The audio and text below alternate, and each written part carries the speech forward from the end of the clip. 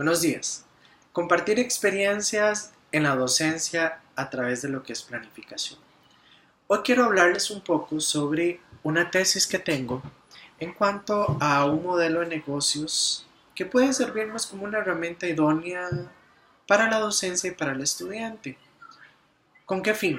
Con apoyar el proceso de enseñanza-aprendizaje. Les quiero comentar que la generación de modelo de negocios estructurado a través de lo que está escrito por Osterwalder y Pickner habla en la Universidad de Deusto sobre una generación, una estructura visionaria de lo que es un modelo de negocios adaptado y contextualizado a construir una empresa en un futuro. Bueno, este modelo de negocios también nos invita en una segunda parte a comprender por Clark y otros la estructura de cómo hacer tu propio negocio. ¿Y esto qué tiene que ver con educación? Esto que tiene que ver con un modelo de docencia y un modelo de enseñanza para el estudiante o por el estudiante. Bueno, permítame hablarles de 9 claves. La primera es considerar a un cliente y usuario como aquel a quien vas a ayudar. En este caso, traducido en lo que es en el contexto educativo, el estudiante a quien yo voy a estar ayudando y por tanto el docente que pretende ayudar creando y construyendo una posibilidad de facilitarle espacios para que reflexione y construya su propio conocimiento. Esto implicaría, por tanto, una oferta. Esa oferta es qué ayudas, o sea, qué ofreces, qué es lo que vamos a estar estimulando.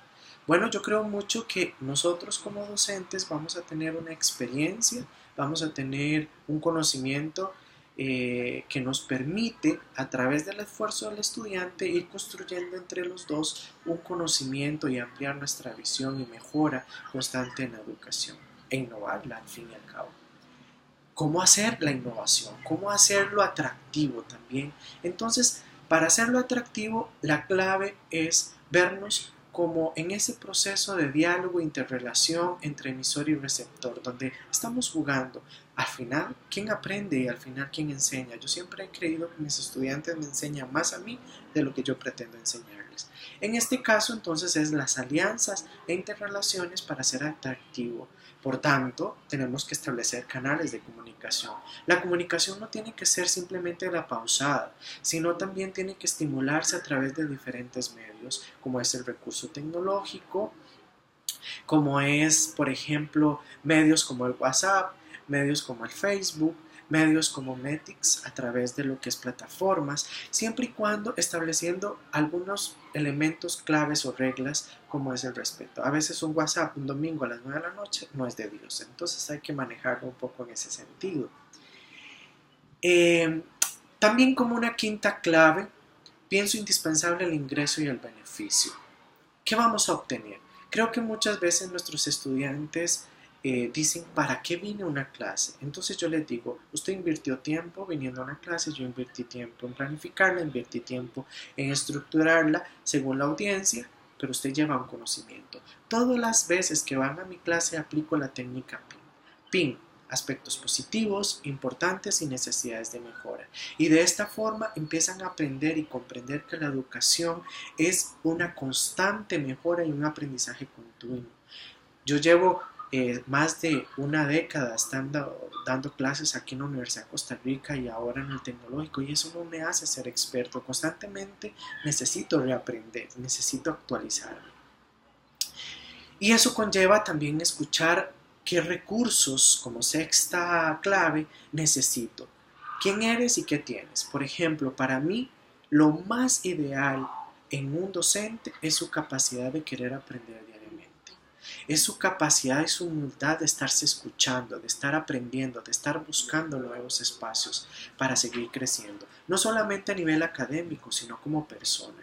Por tanto, entonces ahí es donde empezamos a construir espacios que permiten hacer la séptima clave, que son actividades más interesantes. Es decir, ¿qué hacemos? ¿Cómo lo hacemos? ¿Cómo permitimos que nuestros estudiantes crean, construyan, edifican una nueva forma de aprender y una nueva forma de enseñar? Al fin y al cabo, yo aprendí con mis profesores que eran de cátedra, donde era lo novedoso las filminas y uno decía, wow, ahora es PowerPoint, pero no es el medio, sino es la capacidad de poder ser una actividad significativa que recuerden constantemente nuestros estudiantes. Y la clave para mí siempre ha sido, como dice el proverbio chino, hacer.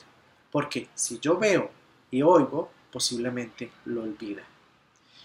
Y si yo lo hago, yo lo voy a recordar, lo voy a vivenciar. Y si lo enseño, lo voy a experimentar. Entonces ahí es donde está la riqueza de promover actividades, donde el cómo siempre va a ser una solución que va a promover alternativamente el estudiante. Al mismo tiempo hay que hacer alianzas. Alianzas quiero hablarlas como quién te va a ayudar, y aquí tenemos que tenerlo en dos esquemas. El profesor, por un lado, crea alianzas con sus estudiantes. Esto es un mal matrimonio. Usted se está casando conmigo por un semestre. Yo ni te conozco ni usted me conoce, pero tenemos que ver cómo sobrevivimos. Entonces este matrimonio tiene que ser el ideal. El aquel que nos entregamos flores y chocolates aún sin conocernos mucho. Y por otro lado, también tenemos que hacer alianzas con nuestros colaboradores, con nuestros colegas que están en constante interacción, con nuestras clases. Entonces, promover también esa capacidad interdisciplinaria y de trabajos que tengan relación con otras disciplinas que estén llevando nuestros estudiantes. A veces eso no es posible. Eso también implica un cambio de mentalidad de mi persona como profesor y de mi estudiante. La mayor limitación que he encontrado en estas alianzas es que el estudiante no está acostumbrado y quiere todo que se le resuelva. Y yo le digo, no, usted busque el cómo. Entonces vamos paso a paso, vamos como ejercicios. Por ejemplo, promuevo un taller donde ellos tienen que explicar un contenido de su experticia sin recursos, sin materiales. En mi clase, yo soy pro tecnología, pero en mi clase, la primera, les pido que no utilicen PowerPoint, no utilicen nada, porque se enfocan mucho en una clase típica tradicional.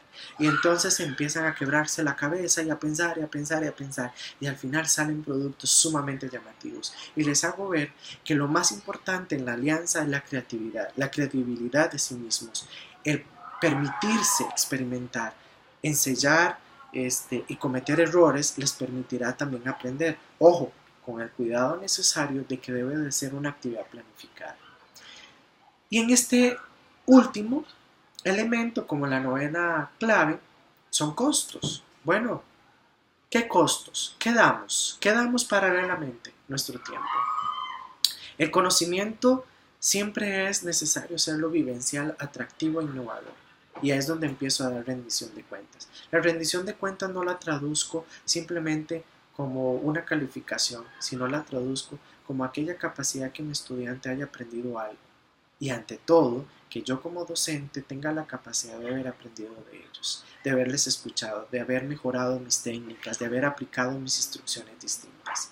Es interesantísimo cómo al final el proceso de enseñanza-aprendizaje realmente es tan enriquecedor más para el docente de lo que el mismo estudiante se imagina. Entonces, con esto les vamos a ir invitando a ir viendo cómo hacemos operativamente estos procesos de enseñanza-aprendizaje. Mi curso se va a estructurar en talleres y siempre van a tener la gran necesidad de que usted ponga el cómo. Nos vemos.